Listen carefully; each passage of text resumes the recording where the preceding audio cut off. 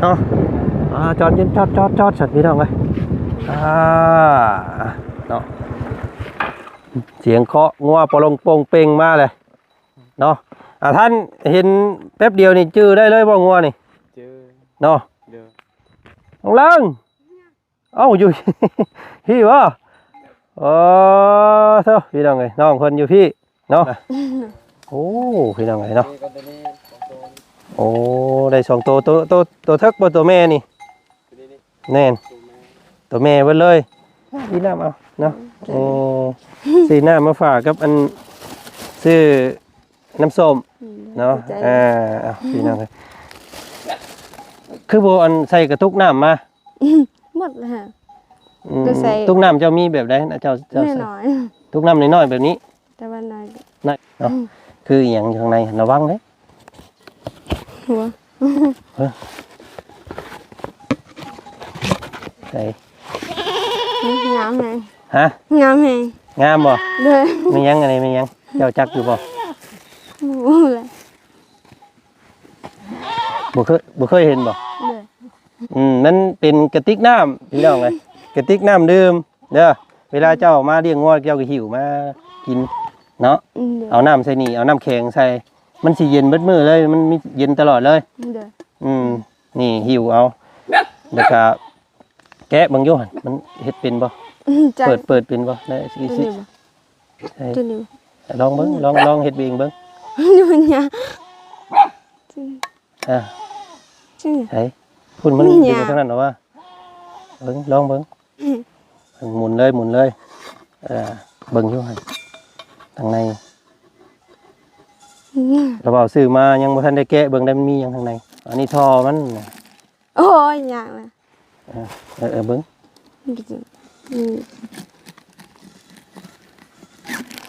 ชบเลยเอ้าแหวนนี่เอ้าอุ้ยมาให้อ้ายเฮียงบ่เป็นเงินอ้ายได้นี่บ่เขาบ่เอาแล้วฮะบ่เอาแล้วบ่เอาเด้อบ่เอาแล้วบ่แม่นเงินของข่อยพี่อันเอ้ยก็บ่ได้บ่จักได้นี่อันนี้เป็นเงินระเบ้าแล้วนี่เนาะเด้อระเบ้าสิซื้องัวน้ำบาดนี่บ่ขายบ่งัวบ่ขายงัวข่อยหักแห้งเด้อให้ว่าอยากได้เฮือนให้แม่ซะบ่ได้ก็ย่าละบ่ได้ก็ย่าบ่ขายงัวนี่เด้อเป็นหยังจังบ่ขายมันบ่ขายข่อยแบบเลี้ยงมันดนล่ะแพงบาดนี่เด้อหักมันแล้วเนาะแบบว่าผูกพันมันเลยเนาะเด้อบ่ขายเนาะเด้อเอ้านี่ให้เบิดเลยนี่6ล้านนี่โอ้ได้สบายได้เฮ็ดเฮือนได้ฮะบ้านก็เอาเลยล้านก็บ่เอาเด้อ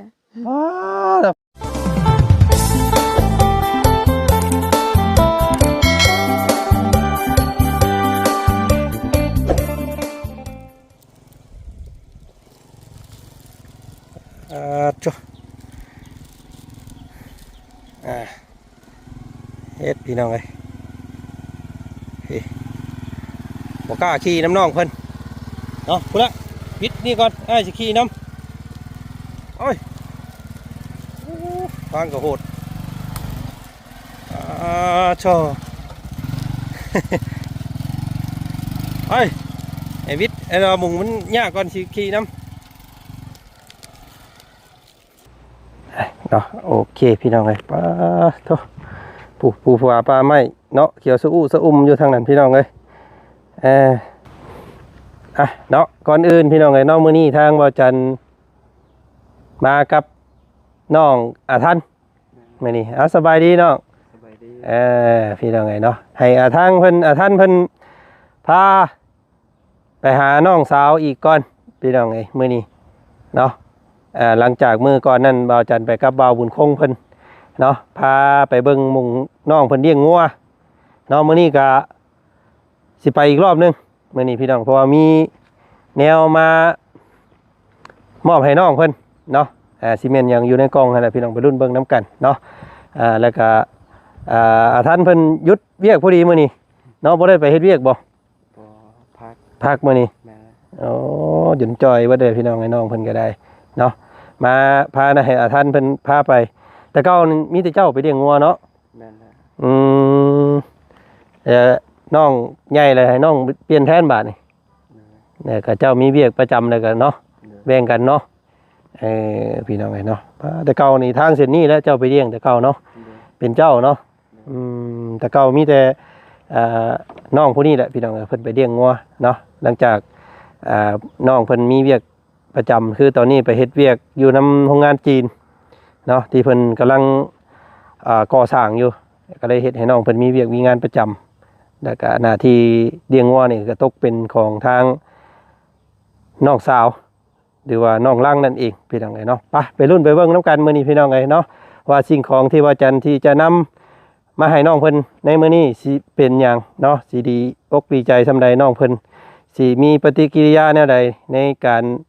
เห็นของสิ่งนี้เนาะไปพี่น้องไปรุ่นเบิ่งน้ำกันพุ่นแหละปลาไม่บิ๊กอยู่หม่องเลี้ยงงัวน้องเพิ่นกันเลยพี่น้องไงเนาะไปส้มน้ำกันพี่น้องโอเคพี่น้องเลยลุยไก่เติบได้พี่น้องกันประมาณ2 กิโล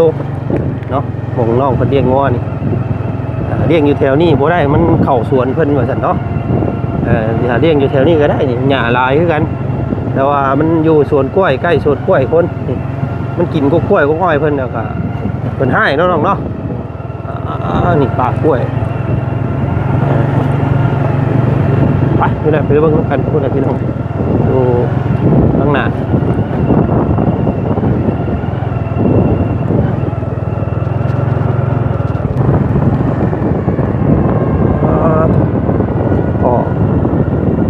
หิมน้อง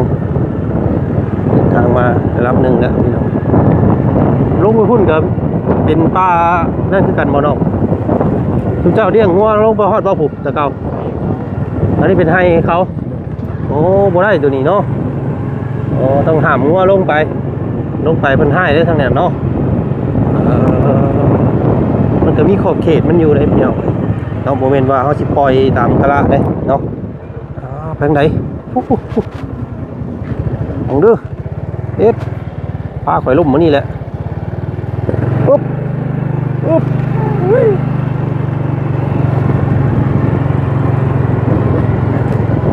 แล้วนี่ก็เป็นต้นไม้วิกเนาะงัวก็กินได้บ่นี่มันบ่ได้มียามีหยังบ่ยันเพิ่นใส่ยายันงัวอันนั้นได้พี่น้องเนาะอันตรายว่าเคมีจากสวนไม้นี่อันตรายเนาะหญ้างามขนาดเนี่ยคือบ้านเฮานี่งัวนี่งัวเลย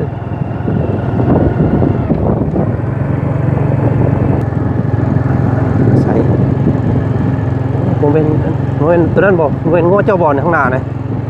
เม่นบ่โอ้เห็นแล้วสิพี่น้องไอ้เนาะโอ้น้องเพิ่นบ่ได้ไปไกลปานใดมื้อนี้เนาะจอดสัตว์พี่น้องเลยเนาะเสียงเคาะงัวปลงโป่งเป่งมาเลยเนาะท่านเห็นแป๊บเดียวนี่จื้อได้เลยบ่งัวนี่จื้อเนาะ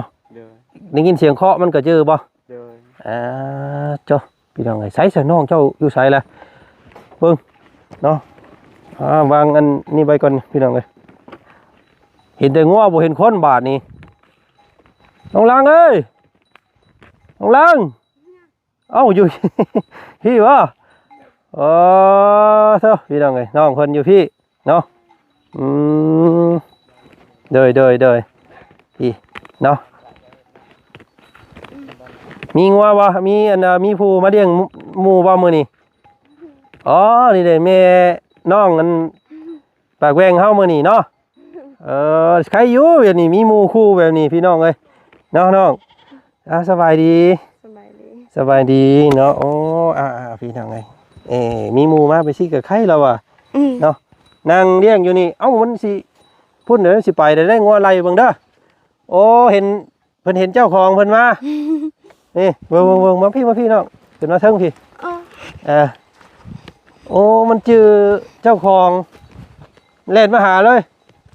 น้องท่านโอ้ย่างมาหาเจ้าของรถพี่น้องงัวน้องท่านเนาะตัวใดงัวน้องท่านงัวเจ้า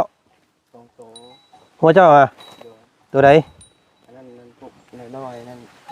อืม ข้าวนะ อ๋อสีขาวๆตัวน้อยอันงัวอันนี่ได้แต่น้องล่างเด้งัวเจ้าเด้ คือกัน งัวตัวเดียวกันนะ เด้อ เออ เฮ้ย โอ้โบย่านคนน้องงัวเจ้าเนาะพี่น้องเนาะโบย่านคนมันสีอวยเมื่อได้นี่เนาะมันอิ่มเลยมันเดี๋ยวมันอยากเมื่อหรอ เด้อ โอ้พี่น้องเอ้ยเนาะสบายงัวเนาะเราเนาะมีแต่ระวังเข่าเวชั่นได้เนาะ เด้อ มันเข่าสวนเขาให้เพิ่นเนี่ยโอ้เป็นโทษเด้อพี่น้องหิวข้าวปะ หิว หิวอยู่ เด้อ กินกับหยังเช้านี่ กินกับยังคือกินกับหมีคือเก่า กินกับมีคือเก่าเมื่อเช้านี่ฮอดเวลากินข้าวเที่ยงเลยได้นี่เนาะยังบ่ได้ทันได้กินข้าวอยู่ว่าซั่นพี่น้องให้ท่านเพิ่นมาพามาเยี่ยมมื้อนี้เนาะมาพี่พรมงัวอยู่นี่พี่น้องเอ้ยเนาะนี่พี่น้องเอ้ย ไอ้หนึ่งรู้ อ๋อตัวนี้บ่งัวเจ้าน่ะโอ้พี่น้องเอ้ยเนาะ นี่ก็ตัวนี้ของตัว โอ้ได้2ตัวเทิกบ่ตัวแม่นี่ ตัวนี้ แน่น ตัวแม่ ตัวแม่เบิดเลยโอ้มีแต่งัวแม่เบิดงัวเราพี่น้องเอ้ยเนาะมันก็บ่ออกแม่แพร่ลูกแล้วอันนี้มันบ่มีตัวเทิกเนาะอันนี้คืออ้ายของน้องล่างเพิ่นเด้อพี่น้องเด้อเป็นอ้ายเป็นพี่ชายเนาะคือน้องทันเฮาเห็นน้องเพิ่นตั้งแต่สมัยตอนปีนปัวน้องน้องงามเนาะจนน้องเพิ่นใหญ่เป็นบ่าวเลยพี่น้องเอ้ยเนาะปัจจุบันจักปีแล้วครับ ย่อไม่ทาง 16 ปีนี่แหละ 16 ปีนี่หาก็16 ปียังเป็นเยาวชนอยู่พี่น้องเอ้ยน้องเพิ่น13เนาะน้องลางเพิ่น13 ปีอันนี้พี่น้องเอ้ยเอาเดี๋ยวอ้ายมีเนี่ยมาให้น้องเพิ่นกินพี่น้องเอ้ยเนาะเจ้าบ่ได้เอาน้ำมาคือเก่าบ่เออ มันดื่มหมดแล้ว เนาะคำหิวมากแห้งก็กินน้ำมันว่าน้ำคลองคือเก่าตายเนาะป้าลุงเพิ่นห้ามเด้อน้องเด้อเนาะป้าลุงเพิ่นว่าบ่ให้อีหล่ากินกะยาว่าซั่นเนาะ เด้อ บ่ให้น้องเพิ่นกินกะยามันอันตรายเนาะมันสิเฮ็ดให้เจ้าสะสมในท้องนะมันสิเฮ็ดให้เจ้าปวดท้องขึ้นไส้เนาะมีพยาธิหลายเคมีนี่น้ำปลาน้ำดอนนี่เนาะเจ้าบ่ต้องกินเด้อบาดหน้า เด้อ เนาะนี่เอาโอ้ยพี่น้องเลยเนาะ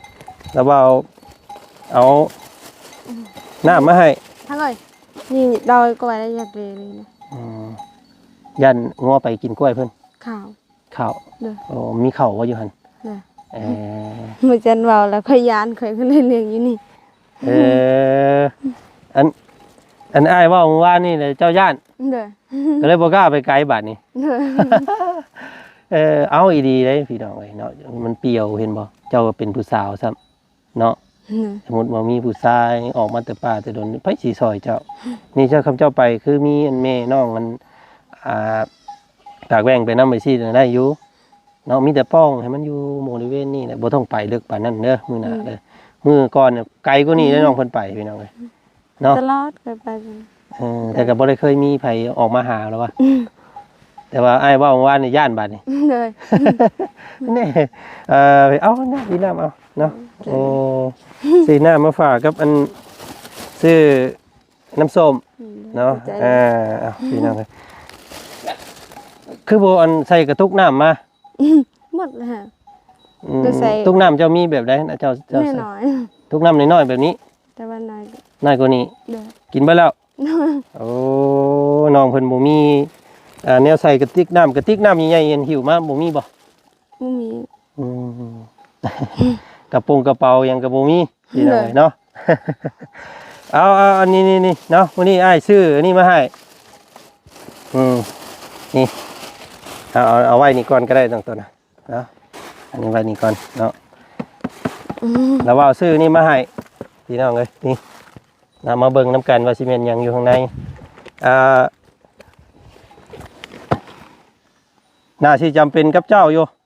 เพราะว่าเจ้ามาเลี้ยงงัวคู่มือเนาะเจ้าต้องถือตัวนี้มาเด้อ เด้อ โอเคเบิ่งอยู่เนาะคืออหย่างอยู่ข้างในระวังเลย หัว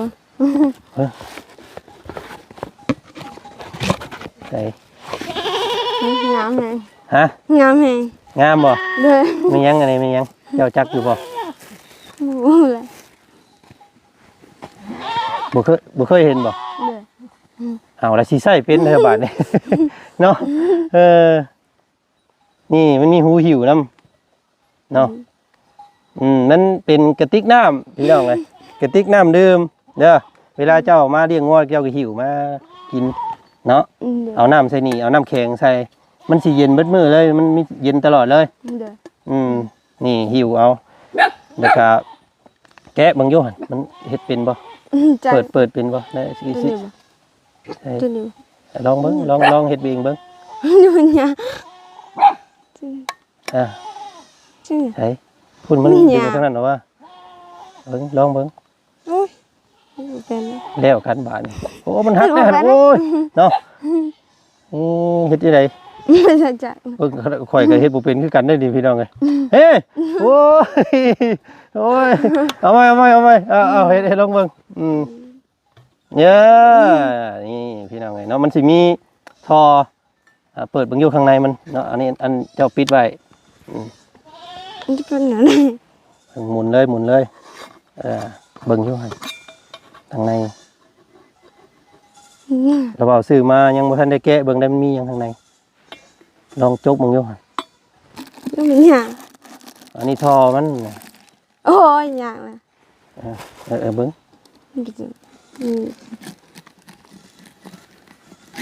แล้วชบเลย เอ้าแหวนนี่ เอ้าอุ้ยโอ้ยมาให้อ้ายเฮียงบ่เป็นเงินอ้ายได้นี่ บอกเขาเบาแล้ว ฮะ เบาแล้ว บ่เอา เด้อเบาแล้วเอาเป็นเงินของใคร อ้าวพี่อันเอ้ยก็บ่ได้เม็ดบ่ได้จักได้นี่ บ่เลย บ่ฮู้คือกัน ไปขึ้นเจ้าของเขา อุ้ยเบิ่งโอ้ซื้อมาจากอันห้านอยู่ตลาดบ้านดงผู้ใดนี่เอาไปขึ้นเจ้าของเพิ่น เด้อ เอ้าโอ้ยเฮาซื้ออันนี้แหละเพิ่นสิแม่นเพิ่นแถมมาไปจัก บ่เลย อันนี้เอาเลยนี่จัก บ่ บ่เอา เด้อ เอ้าคือว่าจัง เถอะเลย คือว่าจังซั่น บ่ เงินหลายได้นี่บ่เห็นบ่นี่เงินหลายช่ำนี่เห็นบ่ ไล่แต่บ่แม่นเงินเฮา บ่เอา บ่เอา แล้วกันบาทนี่คิดว่าปันคนครึ่งก็ได้ บ่ เดี๋ยวเราว่าเอานี่เอาคนครึ่ง บ่เอา แล้วกันบาทนี่พี่น้องไอ้น้องเพิ่นบ่กล้าเอาเงิน เอาแต่ตัวนี้พอ เด้อ อันนี้ให้เราเว้า เด้อ โอ้เบิ่งนะเบิ่งอยู่นะเบิ่งก่อนเบิ่งขออนุญาตเด้อพี่น้องเบิ่งโอ้เงินหลายแท้นี่เนาะ ก็เห็นงามนะ งามบ่ เด้อ อุ้ยเงินมาได้ใช้เองนี่โอ้มือข่อยจะสั่นแล้วนี่พี่น้องเอ้ยเนาะ อ๋อโชคมานให้น้องอันนี้น้องซื้อนี่มาให้บ่ได้เงินอู้โชคดีนี่เบิ่งเนาะแหนบเท่าไรนี่พี่น้องเบิ่ง1 2 3 4 5 6 7 8 9 10ป๋อแหนบละล้านผู้ เจ้าฮู้อยู่บ่เงินใบหยังอันนี้ บ่จ้านะเงิน บ่อันนี้ฮู้อยู่บ่เงินใบเพิ่นเอิ้นใบหยังอันนี้ ไปเส้น ใบแสนเนาะ เด้อ ปอ เธออยากกินละเดาเลยยิงอ่อนเลยจ้ะ นี่นับเบิ่ง1 2 3 4 5 6ล้านกับ5แสนเนาะปันกันคนเคิน บ่ ฮะ บ่เอาเลย บ่เอา เดินไปขึ้นเจ้าของเขา เดี๋ยวกันบาดนี้บ่เอาเนาะแล้วกันพี่น้องเพิ่นบ่เอาเงินซ้ำบาดนี้เอาสิไปส่งคืนเพิ่นซะเนาะ เด้อ เป็นหยังคือบ่เอา บ่เอาแล้วบ่แม่นของเฮา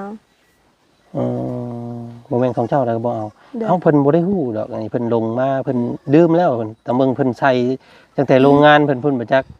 เพิ่นลืม บ่เอาแล้ว เรียกกันพี่น้องไอ้น้องเพิ่นโอ้ยว่าดิไล่เงินนี่พี่น้องเอ้ยเนาะเงินบักได้หลายนึงบ่สิเอาซื้อนี่มาให้ว่าได้เงิน3บาทนี่โอ้นี่เสื้อร์ไผ่ก็อย่างใหญ่เลยบาทนี่พี่น้องไอ้ว่าสิมาเอา กระติกน้ำมาให้น้องเพิ่นใช้กินซื่อๆได้เงินเนาะ6 ล้าน 5เอาอันละวาวเอาให้ก็เอาให้เจ้า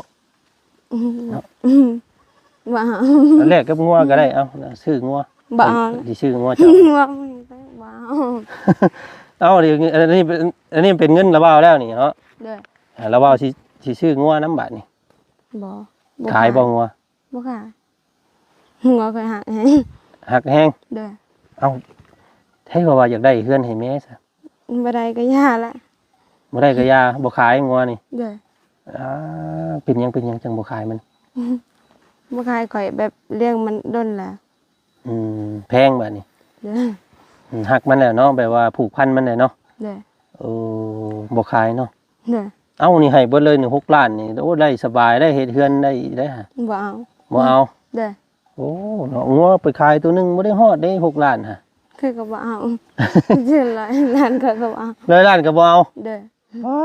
แต่แพงงัวแล้วอีดีนี่พี่น้องเอ้ยเนาะเลี้ยงมาแต่ดนเลยเนาะ เด้อ ผูกพันมันบาดนี้ อือ สันพี่น้องเอ้ยแล้วกันบาดนี้น้องเพิ่นบ่เอาซ้ำเนาะอันนี้ดาวาวเฮ็ดหยอกเจ้าซื่อๆเนาะเป็นเงินดาวาวเอาใส่หั่นซื่อๆเด้อ เอามาเซอร์ไพรส์ซื่อๆเนาะนี่อันนี้น่ะเงินเป็นเงินอันนั้นก็แล้วกันเนาะเดี๋ยวสิบอกเด้อบัดนี้เด้อเนาะสิมาแจ้งข่าวเนาะเป็นเงินของทางพ่อใจบุญเนาะพ่อใจดีจากฝั่งต่างประเทศเนาะเพิ่นเห็นเจ้าเห็นเฮือนเจ้าเนาะมันหัวมันเพเพิ่นก็เลยฝากเงินมาให้ระบาวนี่แหละเนาะเพิ่นมาเองบ่ได้เพิ่นมันไกลเนาะเพิ่นอยู่ต่างประเทศบ่ฮู้บ่ต่างประเทศ บ่ แปลว่าประเทศอื่นนะ บ่ บ่ฮู้เนาะบ่เคยเบิ่งบ่ เด้อ เพิ่นอยู่ต่างไกลพุ่นพี่น้องเลยเนาะเพิ่นก็เลยส่งเงินมาให้ระบาวเอามาให้เจ้าเนาะเอาไว้เฮ็ดเฮือนว่าซั่นเนาะอยากได้อยู่บ่เฮือนใหม่ อยากได้อยู่ อยากได้อยู่ เด้อ แต่ว่างัวนี่บ่ขาย บ่ขาย โอ้ยพี่น้องเอ้ยเนาะเอ้ามื้อนี้แม่โมเมนต์แม่พี่น้องกันทั้งพ่อเนาะมีพ่อใจดีท่านหนึงเนาะเพิ่นบ่ได้ประสงค์ออกนามเพิ่นฝากเงินมาให้300 ดอลลาร์หรือว่า300 เหรียญ300ต่างประเทศพี่น้องแรกเป็นเงินกีบพอดี6 ล้านกับ5 แสนเนาะและเพิ่นว่าอยากเปิดสมทบเนาะให้บ่จันนี่เปิดสมทบในงบล้านในงบ6 ล้านนี้ว่าซั่นพี่น้องเอ้ยเนาะซื้อไม้ซื้อตอกเฮ็ดเฮือนให้เจ้า เด้อ เนาะ เด้อ อ ดีใจเลย ดีใจบ่ เด้อ โอ้ยเราหยอกน้องเพิ่นเมื่อกี้นี่พี่น้องเพิ่นส่งให้บ่จันเลยแล้วบ่เอาแล้วว่าเอาไปส่งเพิ่นเด้อแล้วว่าเนาะเป็นเงินเฮาแล้วว่าเนาะ เด้อ อันนี้เราว่าตั้งใจซื้อมาให้เจ้าเด้อ เด้อ เห็นเจ้ามาเลี้ยงงัวบ่มีน้ำกินเนาะแต่ละมื้อเจ้าตักน้ำใส่ให้มันเต็มแล้วก็หิวมาเนาะเฮ็ดให้มันสะอาดเด้อ เด้อ ใช้อันท่อมันเด้มีบ่ท่อมันอยู่ในหั่นเด้อเนาะแล้วก็ตักน้ำใส่แล้วก็ปิดตัวนี้ลงไว้เวลามันนั่นก็มีดอดมันอยู่หั่นเนาะ เด้อ ดูดกินเด้อ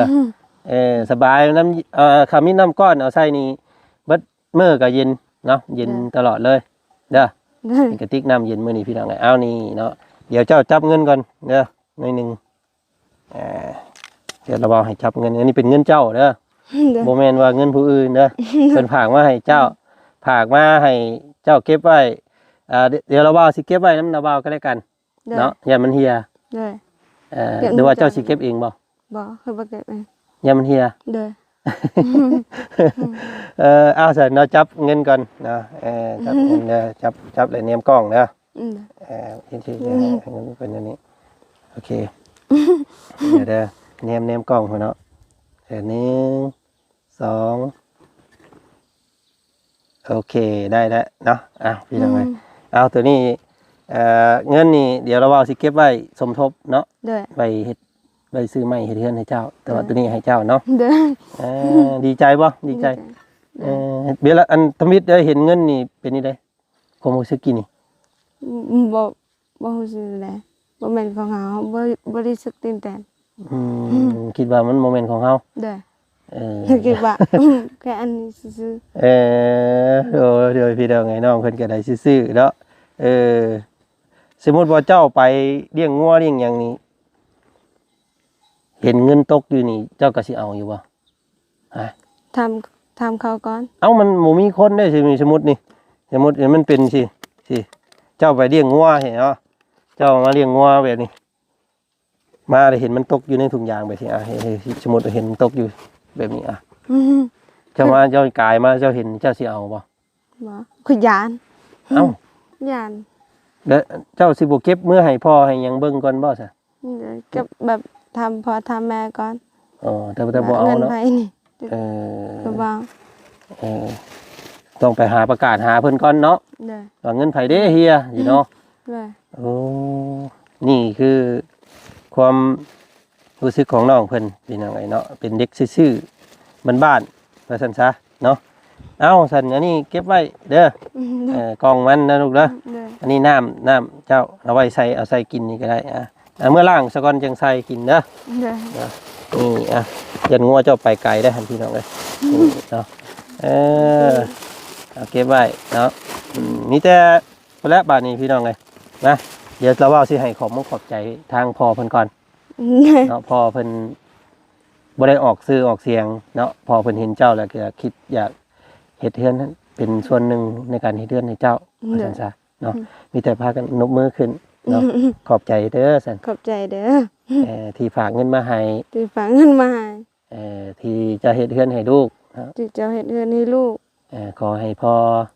ก็ให้พ่อ อยู่ดีมีแห้งเด้อ อยู่ดีมีแฮงเด้อ อายุมันคนยืน อยู่เหมือนคนยืน เคยบอกว่าไปสิเคยบอกบ่ บ่เคย บ่เคยบอกกับไผบ่ เด้อ เว้าเองได้บ่ บ่เป็น เอาขอบใจเด้อ ข สั่ อน บใจเด้อ ขอบใจพ่อหลายๆเด้อ ขอบใจพ่อหลายๆเด้อ ที่ฝากเงินมาให้ลูก ที่ฝากเงินมาให้ลูก ขอให้พ่ออยู่ดีมีแห้งอายุมันคนยืน ขอให้พ่ออยู่ดีมีแฮงอายุมันยืนเป็น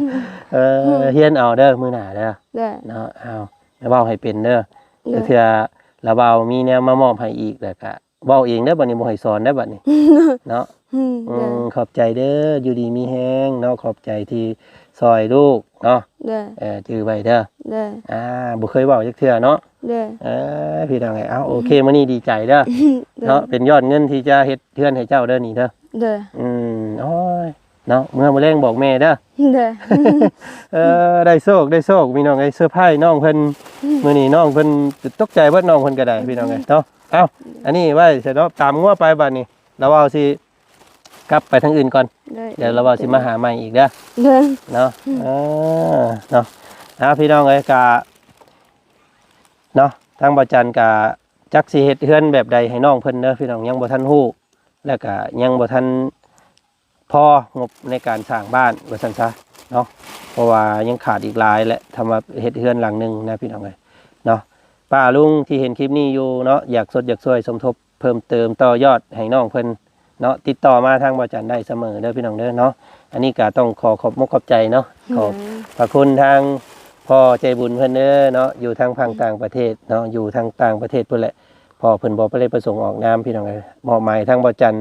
มาเป็นสะพานบุญให้ในครั้งนี้เนาะบ่จันก็สุดแสนดีใจที่ได้เป็นภาคส่วนหนึ่งในการซอยน้องเพิ่นเนาะก็อยากเห็นน้องเพิ่นมีเฮือนอยู่ที่แน่นหนาเนาะที่งามที่บ่อายหมู่เนาะ เด้อ อันนี้น้องเพิ่นบ่กล้าไปดินน้ำหมู่ก็ย้อนเฮือนตัวเองมันบ่คือหมู่ว่าซั่นซะเนาะบ่ต้องน้อยใจตัวเองเด้อ เด้อ เนาะเดี๋ยวสิลองเบิ่งพี่น้องว่าสิได้บ่หรือบ่ได้จังไดก็ขึ้นอยู่กับ FC บัดสุขุสุคนเนาะที่เบิ่งที่ชมแล้วก็ที่ติดตามทางน้องเพิ่นอยู่ในตอนนี้มื้อนี้มีแล้ว6ล้านกับ5แสนเด้อพี่น้องเด้อเนาะก็ลุ้นกันต่อไปเนาะว่าสิมีผู้ต่อยอดต่อศรัทธามาอีกบ่เนาะก็ดุนเบิ่งเนาะเอามื้อนี้ทางมาจันขอตัวก็ได้น้องเด้อสบายดีเนาะเดี๋ยวสิเก็บไว้เด้อเด้อ เด้อ โอเคเนาะโอ้ยพี่น้องเอ้ยเนาะดีใจเนาะตื่นเต้นแห้งน้องเพิ่นรักษาเด้อระเบาเอาให้เด้อเนาะเอาไม่ขึ้นระเบาแน่เนาะเลี้ยงงัวบัดนี้ใกล้สิเมื่อแล้วบ่นี่ยังอีกจังหน่อย โอเคโอเคเอาน้ำมาให้น้องเพิ่นแล้วก็เอากระติกน้ำมาให้มื้อนี้พี่น้องเลยเนาะเดี๋ยวให้ขอเดินทางก่อนพี่น้องเลยผู้ใดป้าวิวทิวทัศน์พี่น้องเลยงามขนาดเนาะโอ้ป่าต้นเทิดว้าอยู่ทางนั้นพี่น้องเลยเนาะอยู่ทางอ๋อเมืองเสปูนเด้อพี่น้องเด้อเนาะแข่งสวรรณเขตเนาะบ้านสามหาหรือว่าบ้านอารางพี่น้องเลยเนาะกะมื้อนี้มาเซอร์ไพรส์น้องเพิ่นพี่น้องเลยไปเฮาบัดนี้เมื่อเฮาบัดนี้เนาะทางน้องท่านเพิ่น โอ้ยพี่น้องเลยเนาะพาให้น้องเพิ่นพามาหาน้องสาวมื้อนี้เนาะพี่น้องเลยเอาเดี๋ยวเนาะเดี๋ยวก่อนจังเมื่อพี่น้องเลยเดี๋ยวว่าจันสิเอาเงินให้น้องเพิ่นซื้อน้ำมันพอแล้วมีแล้ว ฮะ ยาแล้ว เอ้าเนาะอันเดี๋ยวน้ำมันซอยเจ้าย าแล้ว อ่า ดีใจน้ำน้องอยู่บ่ดีใจน้ำเจ้าอยู่บ่ โดย เนาะ เพราะว่าทางอ้ายตัวนี้นั่นอ้ายก็มีพ่อใจดีเพิ่นเนาะที่มอบหมายทางอ้ายมาเฮ็ดเฮือนให้เจ้า โดย เนาะให้ครอบครัวเจ้านี่แหละเนาะอยากได้อยู่บ่เฮือน เด็กได้อยู่ โอ้พี่น้องไงเนาะ เจ้านี่บ่สู่สิบผู้ที่จะอันเบิ่งแม่นี่ โดย แม่เจ้าบอกบ่ โดย ก็ผู้ที่จะดูแลแม่นี่คือเจ้าเนาะ โดย แต่ว่าน้องล่างเพิ่นนั้นก็สุดแล้วแต่ทั้งผัวเนาะถ้าผัวเพิ่นอยากมาอยู่น้ำพี่ก็มาได้เนาะ โดย ถ้าชวนหลายคนอยู่พี่นี่มีแต่ไปอยู่น้ำผัวเนาะ โดย ผู้หญิงนี่พี่น้องไงดีใจสันพี่น้องไงเนาะมื้อนี้เดี๋ยวลองเบิ่งเนาะสิได้ดูบ่บ้านพี่น้องไงเนาะคำว่าบ่มีงบเพิ่มเติมหรือว่าบ่มีการสมทบเข้ามาทางบ่จันก็สิเอาเงินส่วนนี้ช่วยเหลือในครอบครัวก็ได้กันเนาะถ้าผู้ใหญ่ใจดีมองเห็นอยากให้น้องเพิ่นมีบ้านมีเรือนก็สมทบเข้ามาเด้อพี่น้องไงเนาะทางบ่จันมีแล้ว6ล้านกับ500,000เนาะเอาขอบใจทางพอ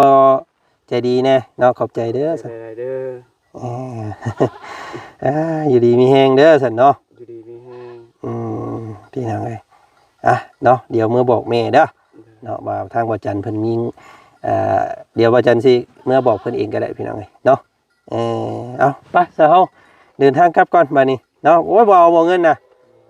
แล้วกันบาทนี่โอ้น้องเพิ่นบ่เอาซะมื้อนี้เอาไว้เติมน้ำมันเอาครับมาเนาะไว้เติมน้ำมันดินกลางค่ำกลางคืนก็ได้เนาะเอาอันนี้เอาให้น้ำใจจากง่ายซื่อเนาะเอาเนาะขอบใจ ไปเนาะไปซื้อน้ำมันเด้อไปซื้อเติมน้ำมันไปเฮ็ดเวียกเนาะมื้ออื่นไปบ่ไปเวียกบ่ ไป มื้อนี้หยุดมื้อนี้เป็นวันเสาร์มื้อนี้พี่น้องน้องเพิ่นหยุดเนาะไปเอากลับบ้านนี้พี่น้องเอ้ยก็ขอบพระคุณทางพ่อใจบุญเพิ่นหลายๆมอบหมายทางบ่จันมาเซอร์ไพรส์น้องเพิ่นมื้อนี้พี่น้องเป็นงบในการสร้างบ้านน้องวังน้องลังเด้อพี่น้องเด้อเนาะมีแล้ว6ล้านกับ500,000เนาะขอบคุณทางพ่ออยู่ดีมีแฮงมีแต่ความสุขความเจริญเด้อพ่อเด้อเนาะอยู่ดีมีแฮงอายุมันก่อนเงินโชคหมานร่ำรวยเนาะเป็นท่านที่ทำแก้วท่านไปแล้วอะไรขึ้นคือเก่าเด้อพ่อเนาะท่านมื้อเช้าได้เข้ามื้อแรงพี่น้องเอาทางคลิปนี้ว่าจันขอตัวก่อนเนาะพอกันอีกคลิปหน้าแล้วกันพี่น้องคลิปนี้สบายดี